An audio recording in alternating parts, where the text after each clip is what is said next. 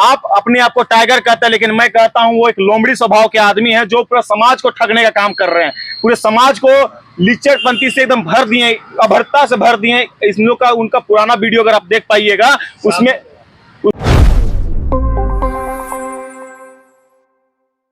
ठंडी जोहार, जय हिंद, जय भारत। आज प्रेस कॉन्फ्रेंस करने का बहुत ही बड़ा उद्देश्य है क्योंकि हमको सड़क छाप से संबोधन किया गया है। एक झारखंड में बहुत ही चर्चित और लिच्चड़ टाइप से व्यवहार करने वाले एक माननीय, जो कि अपने आप को बहुत ही पढ़ा लिखा, बहुत ही शिक्षित पीएचडी स्कॉलर समझते हैं, वो एक आम छात्र जो सड़क पे या फिर आंदोलन करता है उसे सड़क छाप नेता से संबोधन किया है। इसलिए आज ये प्रेस कॉन्फ्रेंस को हम लोगों ने बुलाया है। तो कौन और किसने किया है? बोले तो एक लिच्चड़ टाइप के एक हमारे माननीय है, अपने आप को माननीय कह के एकदम इतना घमंड में चूर है कि उनको समझ में नहीं आ रहा। वही सड़क आपको सदन तक पहुंचाई, वही सड़क आपको नेता बनाया, आज किसी आम जनता को आप सड़क छाप नेता कह रहे हैं। आप भी तो लिच्चड़ बोल रहे हैं, ये भी तो सही बात नहीं है ना। कहना पड़ेगा ना, अगर तो ये तो आरोप करना पड़ रहा है, मजबूरन है। आप जिस तरह का भाषा का उपयोग कर रहे हैं, मजबूरन हमको इस तरह का भाषा का उपयोग करना पड़ रहा है। आप अपने आप को टाइगर कहते हैं, लेकिन मैं कहता हूं वो एक लोमड़ी स्वभाव के आदमी है जो पूरे समाज को ठगने का काम कर रहे हैं। पूरे समाज को लिच्चड़पंथी से एकदम भर दिए, अभद्रता से भर दिए। इन लोग का उनका पुराना वीडियो अगर आप देख पाइएगा उसमें तरह तरह के गाली, तरह तरह के चीजों के साथ संबोधन किया गया बड़े बड़े नेताओं का, माननीय लोगों का।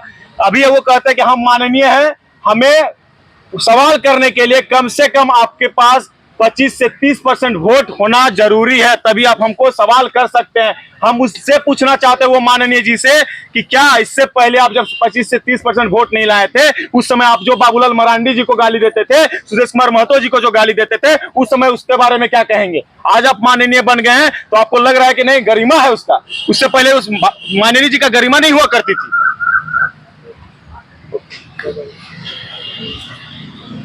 तो क्या कुछ पुख्ता हुआ है कि आप जिस तरीके से बता रहे हैं? आपको इससे क्यों दिक्कत हो रही है सड़क छाप पे?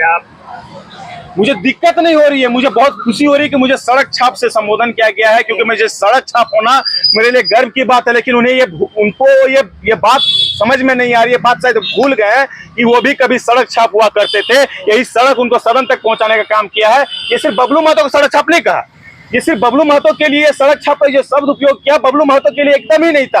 वो तमाम कार्यकर्ता जो उनके जेल के में, जो उनके समर्थन है, जो उनको सड़क में साथ में आंदोलन में खड़ा रहे, जो सड़क में साथ में आंदोलन किए और सदन तक पहुंचाने का काम किया, सबको उन्होंने सड़क छाप से संबोधन किया है। तो उनको शर्म आना चाहिए कि यार सड़क छाप आप किसी को संबोधन कर रहे हैं। यही सड़क से आपका जन्म हुआ है, यही सड़क से आप नेता बने और आज आप किसी को सड़क छाप नेता कहते हैं।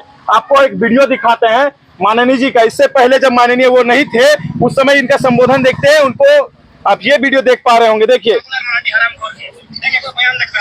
सुनिए इनका भाषा सुनिए। ये है माननीय जी हमारे, ये है माननीय जी हमारे। जब इनके बारे में भी बोला जा रहा है तो उनको तकलीफ हो रहा है। सुनिए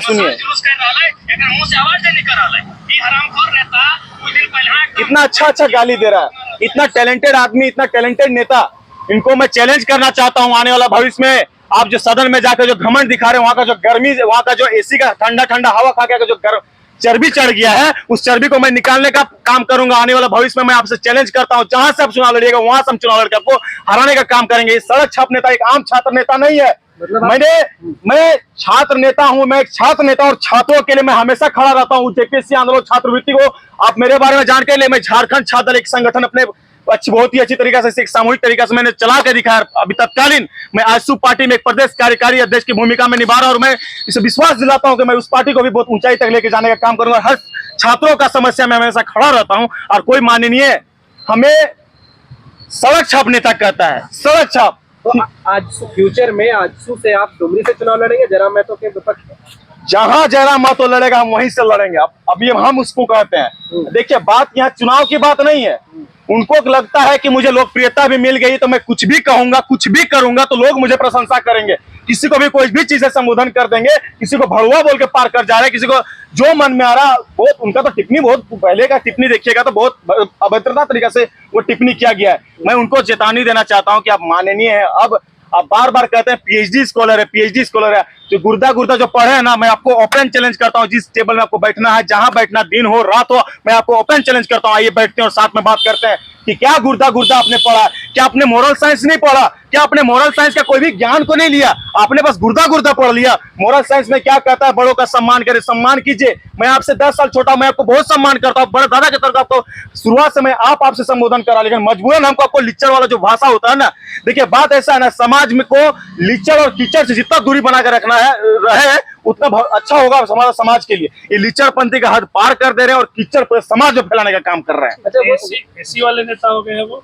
जरूर वो एसी वाले नेता होगा, तभी तो सड़क छाप का कोई कदर नहीं है। ये सड़क छाप से संबोधन इसलिए तो कर रहे हैं क्योंकि एसी वाले नेता हो गए, वहां पे एसी का हवा खाने लगे हैं, सदन पहुंचते ही सड़क को भूल गए, तो एसी वाला नेता हो गए। और एक बात बताते चले, चुनाव से पहले उनका मुद्दा हुआ करता था 1932 खतिया, नियोजन नीति, स्थानीय नीति, कहां गया? चुनाव जीतते ही मुद्दा कहां गया? चुनाव जीतते ही मुद्दा कहां गया? फैक्ट्री में। क्यों? वसूली करना है भाई, उस फैक्ट्री से हमको पैसा निकालना है, उसका सारा मुद्दा वसूली में चला गया। आपने एक भी बार सदन में नहीं उठाया 32 का नियोजन का। वहां जाते हैं, जिस हेमंत सोरेन को आप गाली दिया करते थे, सदन घुसते सबसे पहले उनका चरण स्पर्श करते। थू है ऐसी नीति पे। अपना ईमान धर्म को मत बेचिए, अपना गरिमा को मत बेचिए। झारखंड ने बहुत भरोसा किया था आपके ऊपर, बहुत भरोसा किया था। आप जनता, एक समाज ने आपको बहुत सपोर्ट दिया, लेकिन समाज का सभी युवाओं को ठगने का काम किया, सबका करियर बर्बाद करने का काम किया। सबसे बड़ी बात, हम एक छात्र नेता, एक छात्र है, पढ़ने लिखने वाला एक छात्र, हम इस तकलीफ को जानते हैं। जो सदन में, जो सड़क पे जो आंदोलन हो रही थी, उस सड़क में रहने वाले सब छात्रों पे केस हुआ। उस केस का क्या, जिस लोगों ने अपना करियर को बर्बाद किया उनके पीछे, उन करियर का क्या, आज वो हमको सड़क छाप करे। उस करियर में हमारा भी करियर, वही सड़क छाप, हम भी वही नेता है। तो हमें ये बार बार मैं कह रहा हूँ, ये सड़क छाप नेता बबलू महतो नहीं है। सड़क छाप नेता से केवल बबलू महतो नहीं है, इसके साथ साथ तमाम आपके जेल के जितने कार्यकर्ता हैं, सब सड़क छाप नेता